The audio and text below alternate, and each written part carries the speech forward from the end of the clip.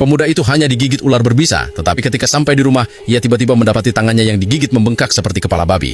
Ia kemudian tertidur. Anehnya, ketika bangun, tangannya yang digigit telah sembuh tanpa alasan yang jelas. Lebih aneh lagi, rambut dan janggutnya tumbuh lebat, dan bahkan mobilnya di halaman pun berdebu, tampak seperti sudah lama terparkir di sana. Tapi Jack tidak terlalu memikirkannya saat itu.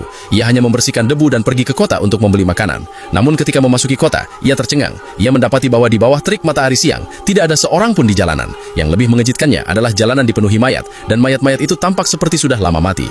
Hal ini membuatnya menyadari bahwa ada sesuatu yang tidak beres. Untuk memastikan kecurigaannya, ia segera pergi ke rumah orang tuanya. Baru setelah menyalakan radio di mobilnya, ia mengetahui bahwa ia telah koma selama 30 hari setelah digigit ular berbisa, dan bahwa sebuah peristiwa besar telah terjadi selama waktu itu. Sebuah virus mematikan telah menyebar di kota itu, sangat menular dan berbahaya, dan 90% penduduk telah meninggal karenanya. Jack sangat sedih. Yang ia inginkan hanyalah pulang dan memeriksa keadaan orang tuanya. Ia segera mengemudi pulang, dan setelah melihat makanan berjamur dan busuk, firasat buruk menghampirinya. Benar saja, ketika ia membuka pintu kamar tidur orang tuanya, ia menemukan ayahnya telah menjadi mayat yang dingin, dan ibunya terbaring tak bergerak di lantai. Tragedi mendadak ini membuat Jack hampir kehabisan napas. Ia duduk di bangku untuk waktu yang lama, akhirnya menenangkan kesedihannya. Kemudian ia pergi ke halaman dan mulai menggali lubang, memenuhi tindakan baktinya yang terakhir dengan menguburkan jenazah orang tuanya di sana. Selama beberapa hari berikutnya, Jack tinggal di rumah, takut untuk keluar. Akhirnya, suatu hari, ia mengumpulkan keberaniannya dan memutuskan untuk keluar dan mencari korban selamat lainnya. Ia segera tiba di sebuah gereja setempat. Sayangnya, yang ia temukan hanyalah mayat. Tidak ada satupun orang yang masih hidup. Jelas, bahkan dewa yang mereka puja seumur hidup pun tidak dapat menyelamatkan mereka dari virus mematikan itu.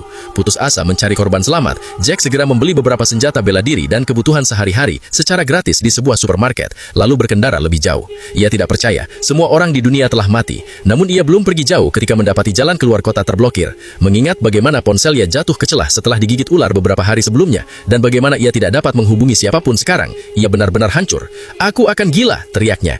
Putus asa, Jack tidak punya pilihan selain kembali ke pusat kota. Malam segera tiba, dan melihat pusat kota yang terang benderang memberi Jack harapan baru. Karena lampu berarti ada korban selamat, ia segera berkendara ke pusat kota. Sayangnya, meskipun terang benderang, tidak ada satupun manusia di jalanan. Saat suhu mulai turun, Jack berlindung di sebuah pusat perbelanjaan besar. Namun pusat perbelanjaan yang sangat besar itu juga sepi, hanya ada beberapa mesin tanpa emosi yang masih beroperasi, membuatnya kembali putus asa. Sesampainya di hotel mewah, ia tak tahan lagi. Ia menanggalkan pakaiannya dan berendam di pemandian air panas, berniat menikmati kesendiriannya di dunia pasca apokaliptik. Setelah 2 jam di pemandian air panas, Jack merasa haus, jadi ia berjalan telanjang ke bar dan memilih minuman termahal dari konter untuk menghilangkan dahaganya.